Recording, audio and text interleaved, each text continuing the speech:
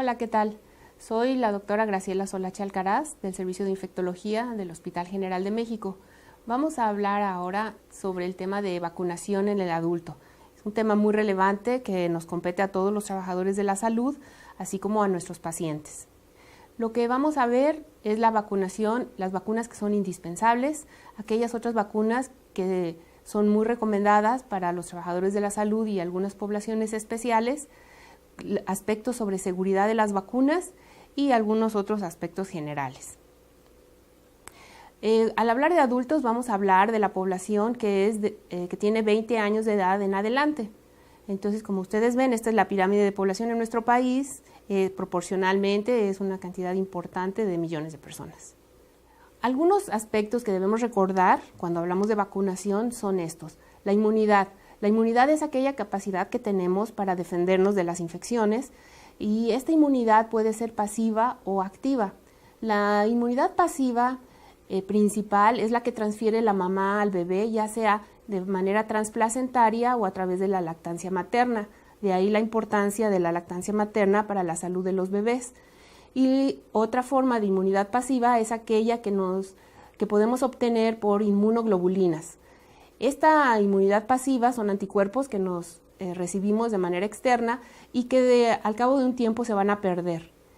La inmunidad activa, por otra parte, es la que el propio organismo genera, ya sea cuando estamos enfermos, cuando padecemos alguna enfermedad, entonces posterior a ello vamos a tener una inmunidad activa o a través de las vacunas, que es lo que nos importa.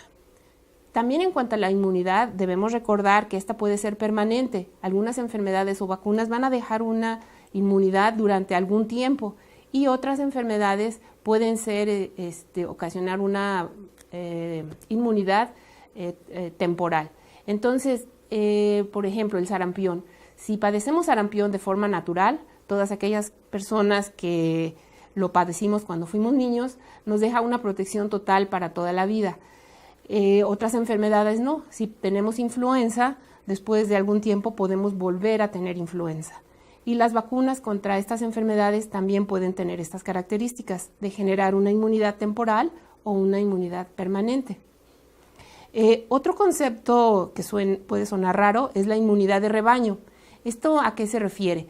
Esto se refiere a que cuando vivimos en una comunidad, en una población, el hecho de que muchas personas estén inmunes para alguna enfermedad implica que no va a poder transmitirse la enfermedad. Si aquí en México muchas personas somos inmunes al sarampión, es muy difícil que el sarampión pueda diseminarse, puesto que no va a encontrar las condiciones adecuadas para generar una cadena epidemiológica o una cadena de transmisión que enferme a las personas.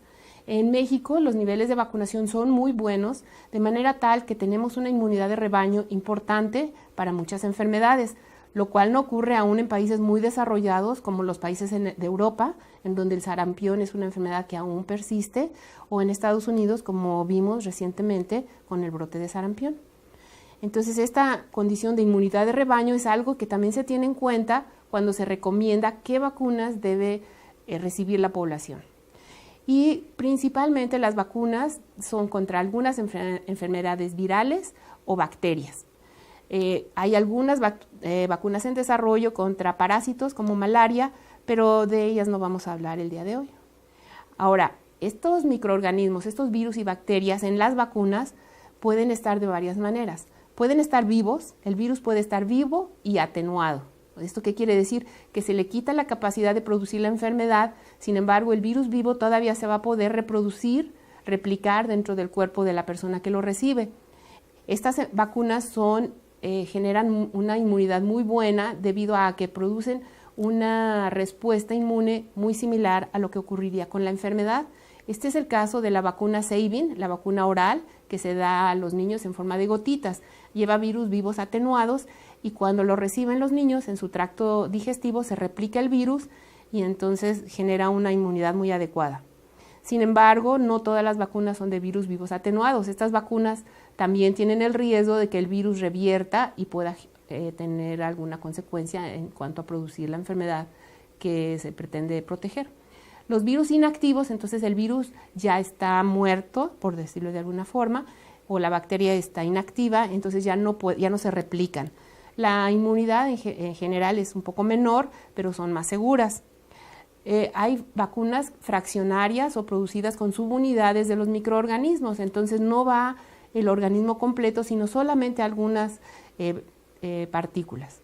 Estas vacunas también generan una respuesta inmune, pero a veces no es tan duradera o permanente como las de los organismos vivos. Y finalmente, la última generación de vacunas producidas por ingeniería genética o vacunas recombinantes, en las cuales se modifica muchas de la estructura del organismo original, quedando únicamente los antígenos que van a producir la inmunidad. Y estas vacunas, por supuesto, no tienen la capacidad de producir la enfermedad. Aquí en esta otra foto tenemos a Salk, quien generó la vacuna de polio. A diferencia de esta, la Sabin, que es oral, la Salk se administra en forma inyectada, y la inmunidad es ligeramente menor a la que produce la Sabin. En el adulto, ¿qué vacunas entonces debemos recibir? Bueno, es muy importante considerar cuál es el antecedente vacunal de la persona, qué vacunas ha recibido en la infancia y adolescencia, qué vacunas se dan en la población de la cual él procede, y él en particular qué vacunas ha recibido, cómo está su esquema vacunal. Otra cosa importante a tener en cuenta es qué enfermedades ha padecido. Si la persona en su infancia padeció sarampión, no tendría ningún sentido ofrecerle vacuna contra sarampión. El año de nacimiento, y esto en virtud de que tiene que ver con la etapa o la época en la cual fueron surgiendo las diferentes vacunas. Así, las personas que nacieron después de 1957 difícilmente serán susceptibles a padecer sarampión, puesto que a partir de ese año ya empezó a salir antes de eso no había vacuna y todas las personas prácticamente padecían la enfermedad. Y también hay que tener en cuenta la temporalidad de la inmunidad, cuánto tiempo nos va a proteger una vacuna. Entonces, teniendo estas características en mente, es que se decide qué vacuna requiere un adulto. En México, el sistema de salud ha creado las cartillas de salud para los diferentes grupos poblacionales. En adultos está la cartilla de salud de la mujer, que es para mujeres de los 20 a los 59 años de edad. Estas cartillas se ofrecen en todo el sector salud, independientemente de la institución a la que uno se ha atendido. Y en ellas podemos encontrar muchos datos o información importante que serían muy útil tanto para la persona como para los prestadores de servicios de salud, ya que si en ella registramos las diferentes acciones que se le hacen a la persona, es como una pequeña historia clínica que permitiría al usuario y al trabajador de los servicios de salud rápidamente tener mucha información. Bueno, dentro de la cartilla está el esquema de vacunación, que podemos ver. Se recomienda la vacuna SR, es sarampión rubiola, para personas hasta los 39 años de edad.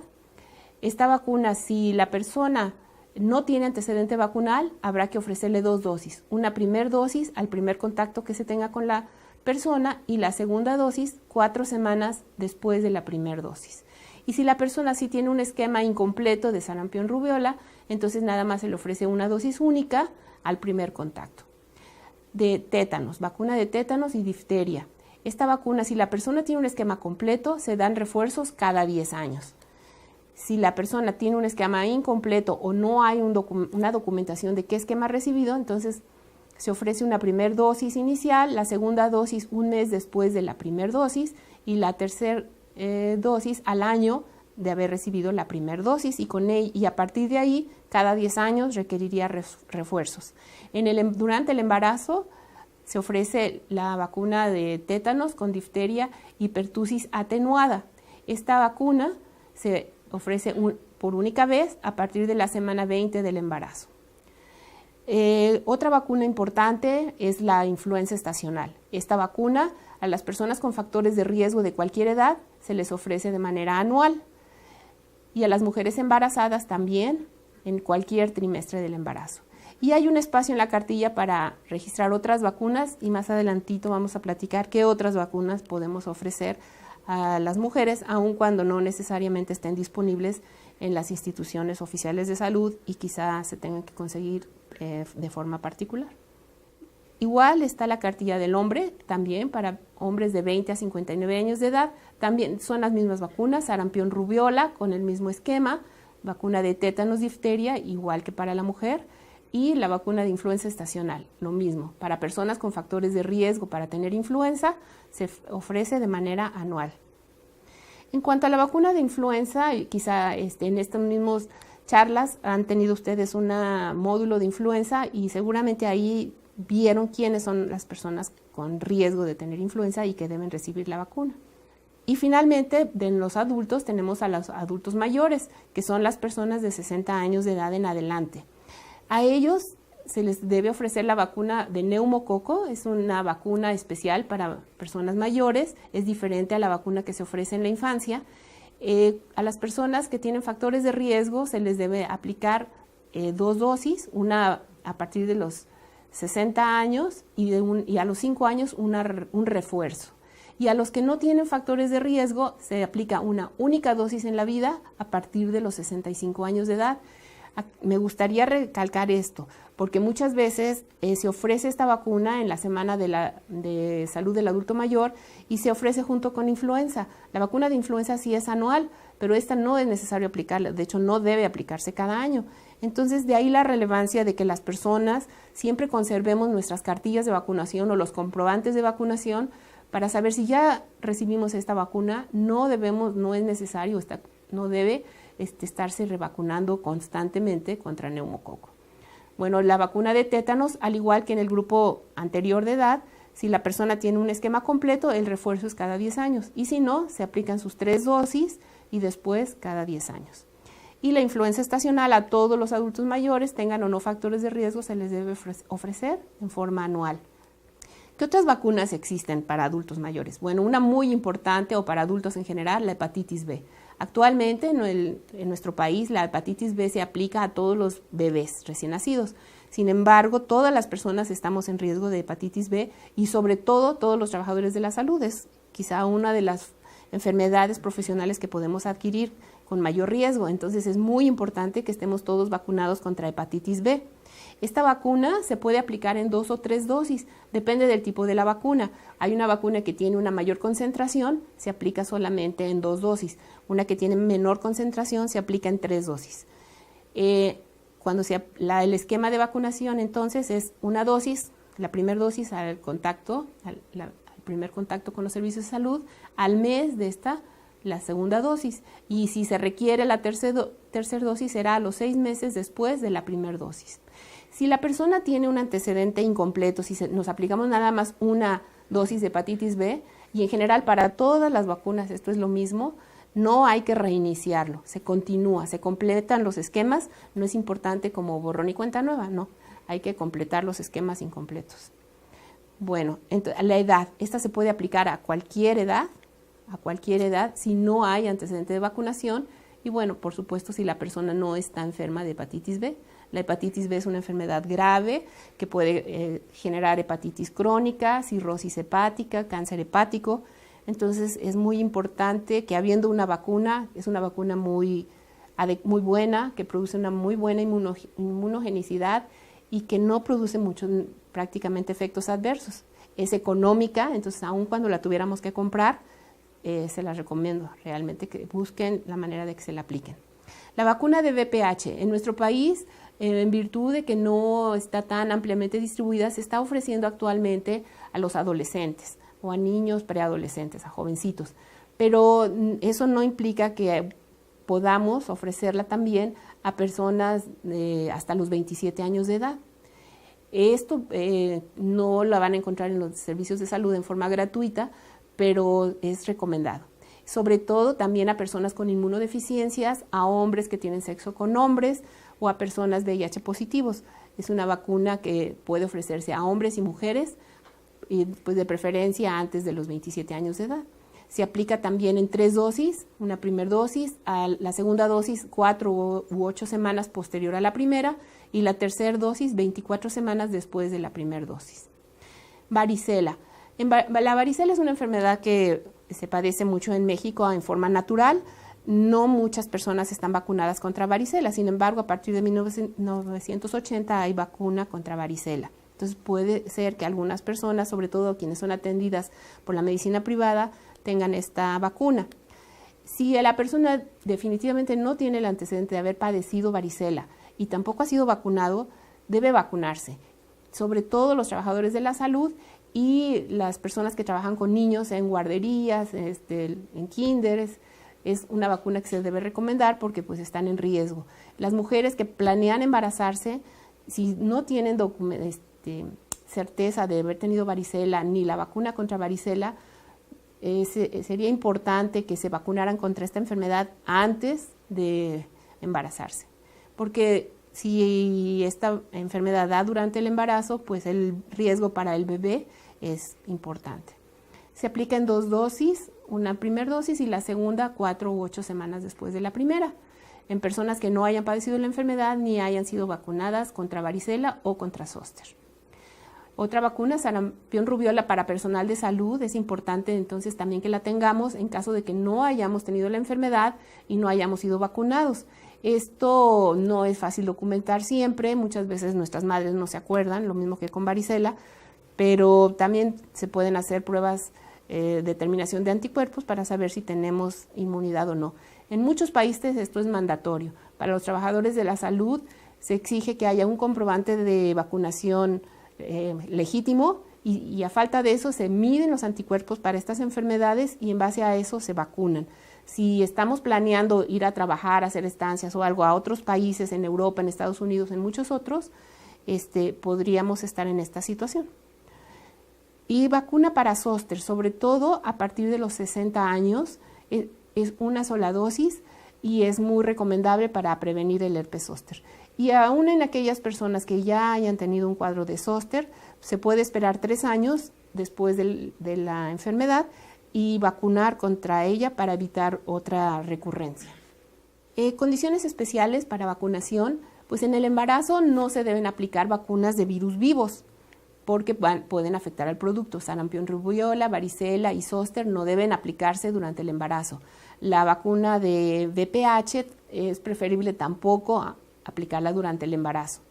Las que sí se aplican siempre son influenza y tétanos difteria o tétanos difteria con pertussis para las mujeres embarazadas. Son las vacunas que se deben aplicar durante el embarazo. Las mujeres que planean embarazarse sería adecuado que tuvieran su vacuna de sarampión rubiola y varicela para estar tranquilas de que no van a enfermar durante el embarazo y sus bebés no estarán expuestos a estas enfermedades. Las personas, la población que vive con VIH puede ser vacunada, pero depende del conteo de células. Cuando es menor a 200, no se deben aplicar tampoco vacunas de virus vivos. Si su conteo de células es mayor, pueden recibir todas las vacunas. Y todas las personas con enfermedades crónicas como diabetes, insuficiencia renal, cardiopatías, enfermedad pulmonar, alcoholismo, esplenia, enfermedad crónica del hígado, deben recibir todas las vacunas y de hecho personas con insuficiencia renal en hemodiálisis deben recibir muy particularmente la vacuna contra hepatitis B en un esquema doble, es decir, con la vacuna más potente y en 3 dosis, para garantizar que los anticuerpos que puedan estar perdiendo durante la hemodiálisis no van a ser todos o que va todavía a conservar cierta respuesta inmune para protegerse de esta enfermedad que también están en alto riesgo de adquirir debido a los mecanismos de transmisión de la hepatitis B. Entonces, estas serían algunas de las condiciones especiales. La seguridad de las vacunas. Las vacunas son productos biológicos con un muy alto nivel de seguridad. Hay un gran temor en la población hacia las vacunas, pero yo creo que son temores infundados. Para liberar vacunas se realizan pruebas de seguridad muy importantes y existen, antes que vigilancia para muchos otros medicamentos, las vacunas son vigiladas en forma muy estrecha en cuanto a sus efectos adversos. En nuestro país hay un sistema de vigilancia de eventos asociados a vacunación. Estos están catalogados como leves cuando tenemos dolor en el sitio de aplicación, febrícula, malestar general, moderados y graves. Los efectos moderados y graves deben reportarse inmediatamente, es obligatorio. Cualquier trabajador de la salud que sepa de efectos moderados o graves se debe notificarlo inmediatamente a los servicios de salud para que se haga una investigación inmediata, se suspenda la aplicación del lote de vacuna implicado y se vea qué es lo que sucedió con esta vacuna. Entonces, la investigación que se realiza es exhaustiva para garantizar o conocer si es realmente la vacuna, el diluyente, hubo algo ajeno a la vacuna que ha ocasionado este efecto moderado o grave.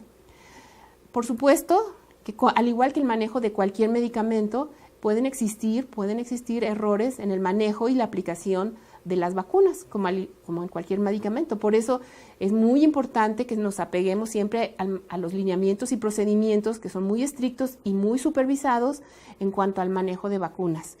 Algo muy importante para que las vacunas conserven su poder de generar inmunidad es la red de frío. Las vacunas, la gran mayoría deben estar conservadas entre 2 y 8 grados centígrados ininterrumpidamente y debemos garantizar que desde que salen de donde son producidas hasta que las va a recibir la persona a la que vamos a vacunar, esta cadena de frío no se ha roto. Y esto se garantiza mucho más en instituciones o en grandes servicios de salud donde hay el personal suficiente para vigilar las 24 horas del día, los 365 días del año, que la red de frío no sufre ningún problema. Si las vacunas se conservan en un pequeño refrigerador doméstico, sin un control de temperatura, pues no podemos garantizar que haya momentos en que estas vacunas estén fuera del rango adecuado o que se va la luz y nadie se da cuenta de un problema con la energía eléctrica, lo cual no ocurre en instituciones. Entonces debemos tener la certeza de que son muy seguras las vacunas y además la capacitación que se tiene que estar dando y se da a todo el personal involucrado en el área de la vacunación es importante e ininterrumpida. Algunas consideraciones finales. Bueno, lo que ya les mencionaba, la vacunación para esquemas incompletos debe reanudarse, no se reinicia. Si nada más tenemos una dosis de vacuna contra hepatitis B, debemos buscar que nos apliquen las dosis que nos faltan. En relación a vacunas de virus vivos, es importante planear el embarazo y aplicar estas antes del mismo cuando sea el caso. En algunos países se requieren evidencia de vacunación o del estado inmune con mediciones de titulación de anticuerpos para personal de salud. Entonces, si planeamos hacer estancias o trabajar fuera de México, podría ser el caso.